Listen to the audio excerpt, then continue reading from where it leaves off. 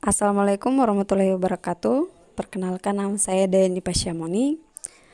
Di sini saya akan presentasikan pelajaran mata kuliah dari Arsitektur dan Organisasi Komputer yang berjudul Dukungan Sistem Operasi.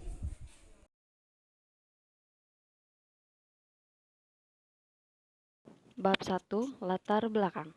Pada bab ini, kita akan melanjutkan untuk memusatkan pada pemanggilan jarak jauh. Tanpa jaminan real-time, lapisan di bawah middleware adalah lapisan sistem operasi. Tugas tentang segala sistem operasi adalah untuk menyediakan abstrak yang berorientasi mendasari masalah sumber daya fisik, pengolah, memori, komunikasi, dan media penyimpanan. Sebelumnya, kita mulai pemenuhan yang terperinci peran sistem operasi middleware pendukungan. Hal itu adalah berguna bagi keuntungan beberapa perspektif historis dengan pengujian dua operasi konsisten yang sudah berakibat sepanjang pengembangan dari sistem terdistribusi, sistem operasi, jaringan, dan membagi-bagikan sistem operasi.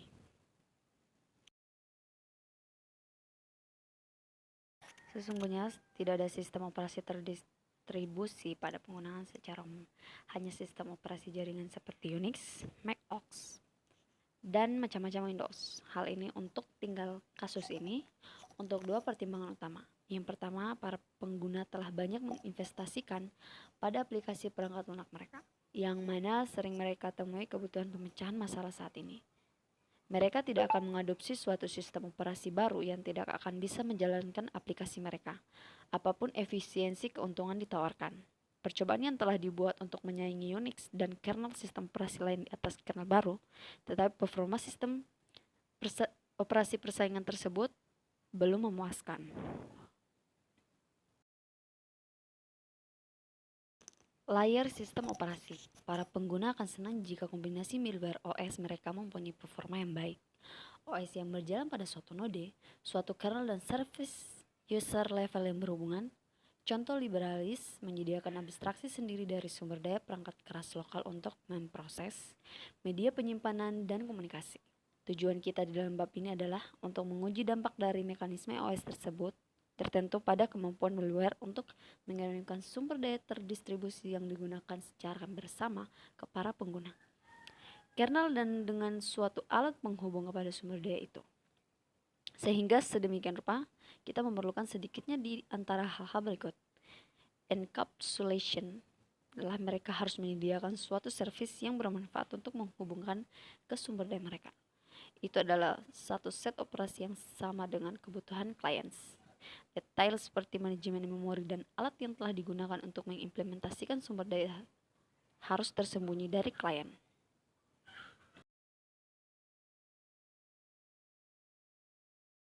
Protection yaitu sumber daya memerlukan perlindungan dari akses yang ilegal. Concurrent processing adalah klien mungkin menggunakan sumber daya dan mengaksesnya secara bersamaan. Klien mengakses sumber daya dengan cara pembuatan, sebagai contoh, pemanggilan metode jarak jauh bagi suatu server objek atau sistem yang dipanggil ke suatu kernel. Kita menyebut pengaksesan suatu sumber daya yang terbungkus adalah suatu mekanisme pemanggilan. Bagaimanapun hal tersebut diterapkan. Suatu kombinasi liberalis, kernel, dan server mungkin dipanggil untuk melaksanakan pemanggilan tugas berikut yang terkait. Satu communication adalah parameter operasi dan hasilnya harus melalui dan berasal dari para manajer sumber daya di atas suatu jaringan atau di dalam suatu komputer. Dua, scheduling, yaitu ketika suatu operasi dilibatkan, pengolahnya harus dijadwalkan di dalam kernel atau server. Perangkat lunak OS dirancang untuk menjadi sesuatu yang dapat dibawa antar arsitektur komputer yang mungkin.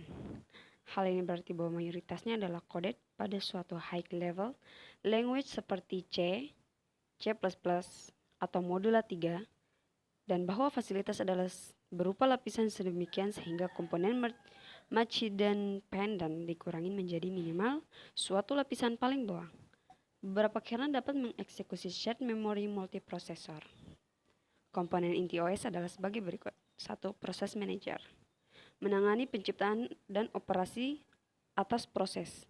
Suatu proses adalah suatu unit manajemen sumber daya. mencakup suatu alamat dan satu atau lebih threads.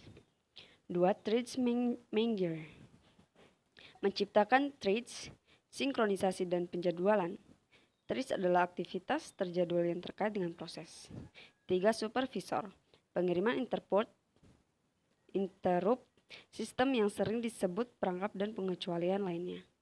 Kendali manajemen unit memori dan tempat hardware, cache, pengolah dan manipulasi floating point unit register. Proteksi. Untuk memahami apa yang disebut dengan akses ilegal untuk suatu sumber daya, dia mempertimbangkan sebuah file. Untuk menjelaskan hal itu, di mana pembukaan file mempunyai dua operasi yaitu write dan read.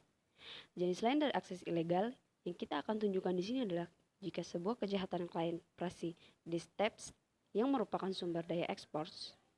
Kita dapat juga mempekerjakan perangkat keras untuk mendukung perlindungan modul dari satu sama lain di tingkatan dari pemanggilan individu. Dengan mengabaikan bahasa komputer, kita memerlukan suatu kernel. Kernel dan perlindungan kernel adalah suatu program yang dibedakan oleh fakta bahwa itu selalu berjalan dan kodenya dieksekusi dengan akses perlakuan khusus untuk sesumber fisik pada komputer hostnya. Proses dan thread. Suatu proses terdiri dari suatu execution environment bersama-sama dengan satu atau lebih thread. Suatu threads adalah abstraksi sistem operasi dari suatu aktivitas.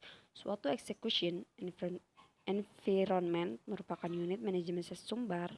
Suatu execution environment terdiri dari suatu ruang alamat, 2. Thread synchronization dan communication resource, misalnya semaphore. 3. Sesumber higher level seperti window dan open file. Thread dapat diciptakan dan dihancurkan dengan dinamis jika dibutuhkan. Tujuan multiple thread adalah untuk memaksimalkan derajat konkuren eksekusi antar operasi. Hal itu memungkinkan proses konkuren pada multiprosesor. Komunikasi dan pemanggilan. Beberapa kernel didesain untuk sistem distribusi telah menyediakan komunikasi primitif ke tipe pemanggilan. Meletakkan komunikasi level tinggi secara fungsional pada kernel mempunyai keuntungan dari efisiensi. Pada prakteknya, middleware bukan kernel menyediakan hampir semua fasilitas komunikasi level tinggi yang ditemukan pada sistem saat ini, termasuk RPC, RMI, pemberitahuan event, dan komunikasi grup. Mengembangkan semacam software yang kompleks seperti kode level pengguna lebih sederhana dibandingkan mengembangkannya pada kernel. Pengembang biasanya mengimplementasikan middleware melalui soket memberi akses ke protokol standar internet.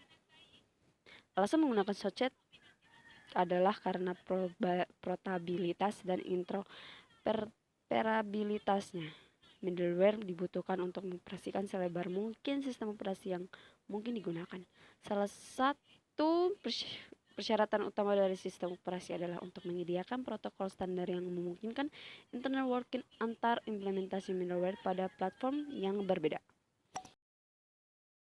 Arsitektur sistem operasi. Pada bagian ini kita kaji arsitektur kernel yang cocok untuk sistem terdistribusi. Kami mengadopsi pendekatan prinsip pertama memulai dengan kebutuhan keterbukaan dan memeriksa kernel utama arsitektur yang telah diajukan.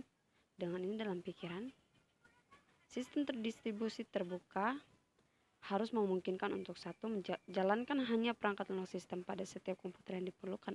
Untuk itu, untuk melaksanakan peran khusus dalam sistem arsitektur perangkat lunak sistem persyaratan dapat bervariasi antara, misalnya, asisten pribadi digital dan komputer server, loading modul berlebihan, sumber daya memori limbah.